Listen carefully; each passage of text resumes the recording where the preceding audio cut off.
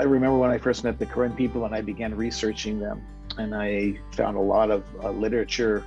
And what impressed me so much is that there is so much historical evidence of how long our Karen people have been in that region where Kawthoolei is, long before anybody else.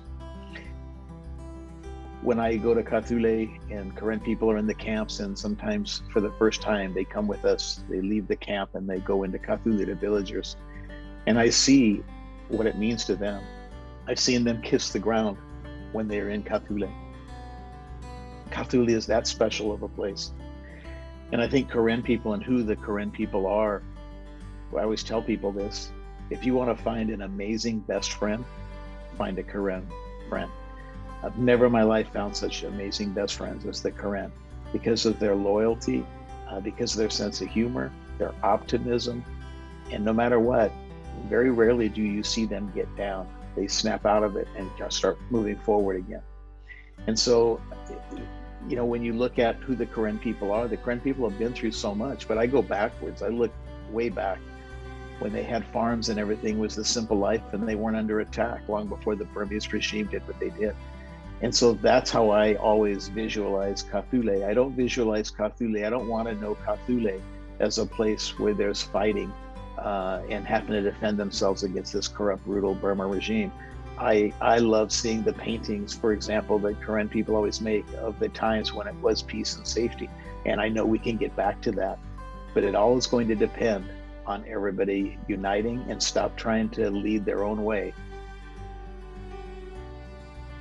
Really bad. It's definitely a bad situation.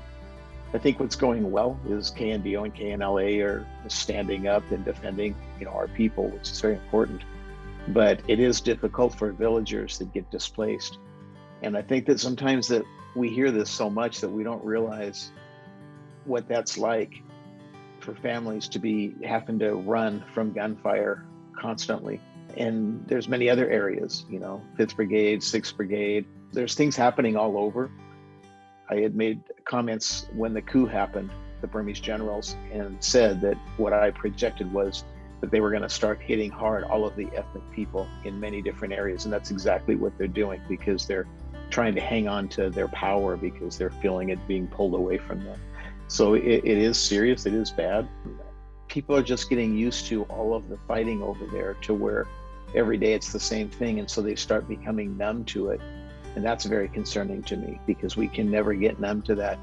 Our people are suffering directly as a result of this corrupted Burmese regime.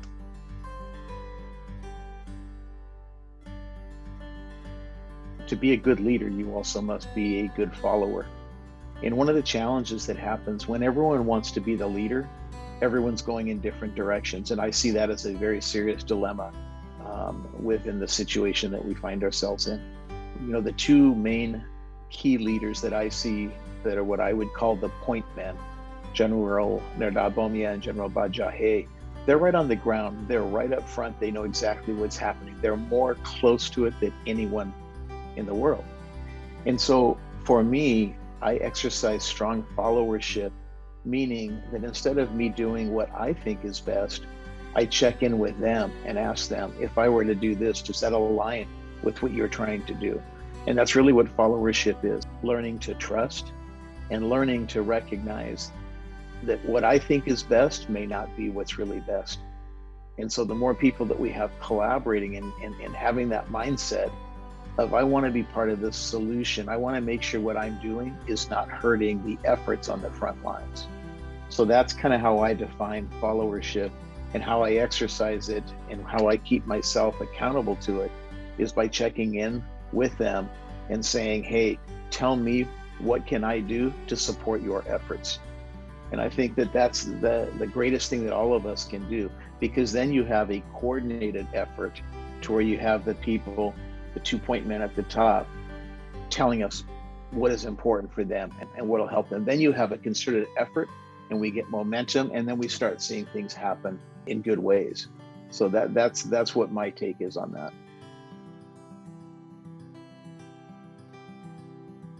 I am in this fight because I believe in our Karen people. I believe in the Arakan Kachin, all of the ethnic people. I believe in it very much. But not only do I believe in it, but I believe that it is absolutely possible to gain freedom. The barrier is division. And the corrupted Burmese generals know this. So the Burmese generals are very good at dividing people. And so they set up proxy leaders. And you'll see like KNU leaders that hold hands with the Burmese generals more than they do their own people. And this happens with each of the ethnic groups.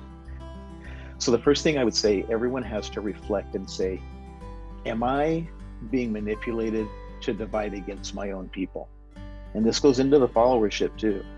Because if you say, who are the two people, again, that are defending the land every single day, General Bajahe and General Nirdabomia, if you can unite around two that you trust, it's easier for the division to kind of go away. The problem is everyone thinks that their idea is better than somebody else's. And so what we always see is a new group comes up, a new group. Someone doesn't like what the other group says, so they go, I'm going to start my own. And we keep doing this and we keep doing this. And it's human nature. It's our nature to believe that my way is better than your way.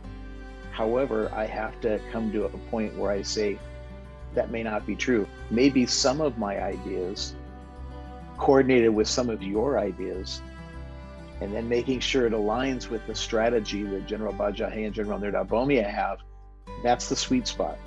And so that's what I encourage people to do. Everybody doing their own thing is actually counterproductive, and that is the one thing that will keep us from getting freedom and security for our people. It's very important for us when we see suffering, for example, in Kawthoolei.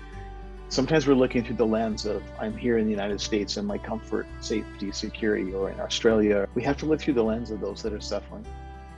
For us, we may think that we can't do anything. I remember one time Dave Eubanks told me, you know what, Kevin, something is better than nothing. And that's what we have to remember.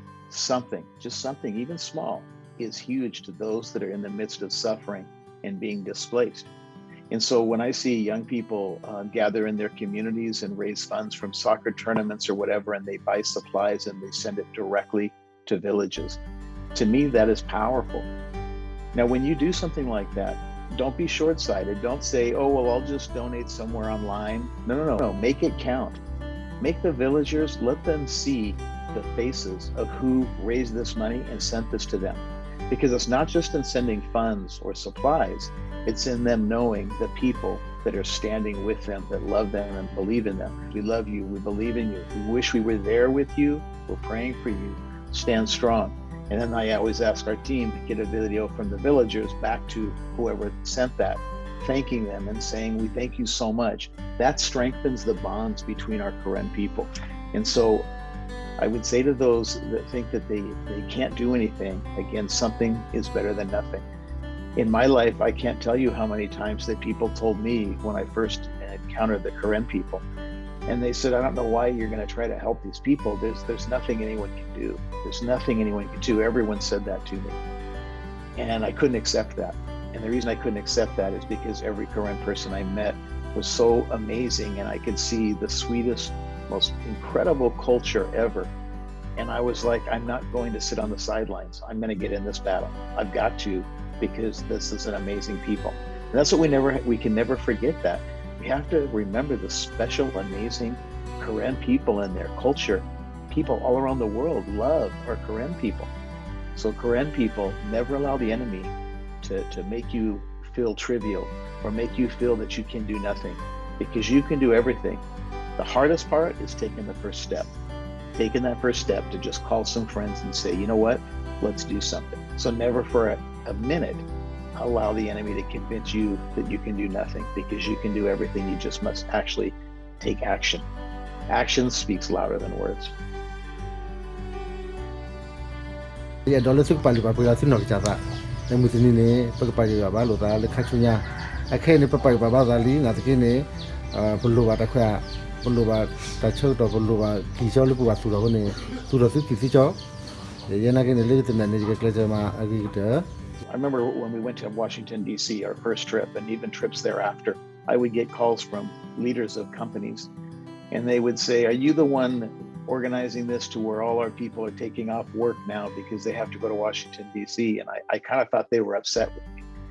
And I said, yes. And they said, I just want to tell you, we're actually going to shut down for that because Karen people, we've never had such incredible employees as the Karen. Everywhere I go, that's all I hear from people.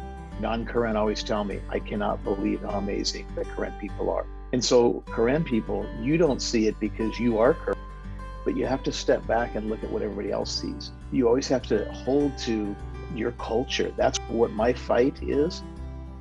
Never will I stand back and watch Burmanization to try to eradicate Karen culture, because Karen culture has changed my life. The Karen people change everyone they encounter. This is very powerful.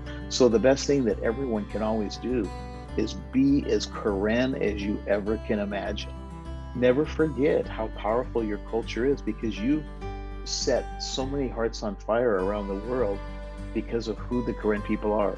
The simple life, loving God, loving each other, standing together, laughing. Even amidst being bombed, Karen have a sense of humor. They stand together, they love each other. This is powerful stuff. And so never forget that the power that comes from being Karen, from being a Karen person, and continually live and strive. Never give up. Never allow anyone to trivialize what you stand for. The Karen people, over 72 years now, have defended their land against a very powerful and brutal Burma regime that is backed by China and Russia. Think of how special that is. This is the Karen people. Never give up. We never give up. All my life, I've always found myself in all sorts of different adventure, from, times I've been in Russia, China, Central America, all over the place. But when I first encountered the Karen, never have I met such an amazing people that I stopped all my other projects. I focus specifically on this cause of freedom for our Karen people and the other ethnic people as well. So for me, I don't feel that I chose this. I felt that this chose me. I feel that God positioned me at the right time and the right place to encounter our Karen people. I've been obedient to the calling that I believe that He has committed me to, of standing with our people. It's not been easy, that's for sure, but I have no regrets. I would do it all over again. There's things I would change on approaches that I've used in the past, because I also am living and learning like everybody else. But I will never give up, because failure cannot be an option. Every time, when I travel around to Australia or to the United States, to Karen communities, I just love seeing Karen people succeeding, owning their own homes, getting their cars, having kids, starting new families. That's the legacy. But when I go to Kawthoolei and I see what's happening down there, that's what strengthens me in my resolve to never give up, because I know for us to fail would be catastrophic for our people in Kawthoolei. We all must never forget that. Kawthoolei is a very special place, land without evil. It's an amazing, amazing place. And we have to preserve that. We can never allow compromise. So that drives me. I don't foresee that I will do anything else until the day that I die. I will be committed in standing with our Karen people. And I never even consider shifting to anything else. My biggest hope and prayer is that we all unite sooner than later, because we can get freedom much sooner if we all unite around General Bajahe and General Nerdalgomia. So that's my hope and my prayer. I believe that Karen around the world, the first thing, what they should always aspire to is being Karen. Be very careful not to allow your children who are going to school and only around English to lose their language, for example. The Karen culture is such a great thing, and it's such an amazing thing. And so sometimes when we get into other countries like United States, Australia, or Canada, and we can really get into working and wanting nice things, and that's okay, we work hard and we want nice things, but never forget being Karen, never forget our people in Kawthoolei, so that we can hold hands with them.